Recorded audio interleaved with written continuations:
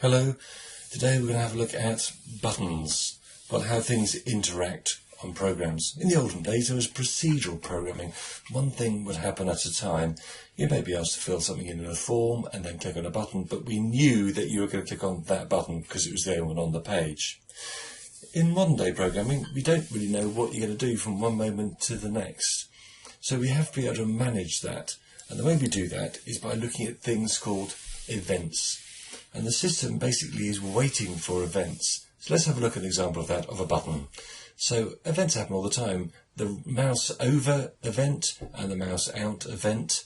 In effect, the highlighted version of the button is then shown, or the normal is shown. I've then got a mouse down, and then the down version of the button is displayed.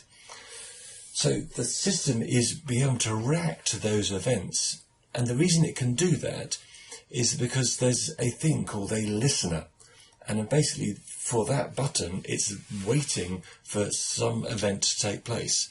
Now that may be a mouse being clicked on, some mouse being rolling over an image, a key at the keyboard being pressed. So I've got three different images stored in the library. I've got the normal state of the button, the kind of the rollover state of the button, and then the down, the kind of the press down version of the button.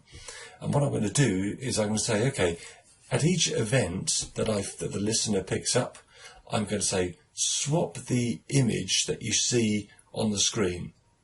And it happens so quickly that you don't notice that one disappears, another one kind of comes in, which gives the impression, with a feedback to you as a user, that you've actually pressed on that button.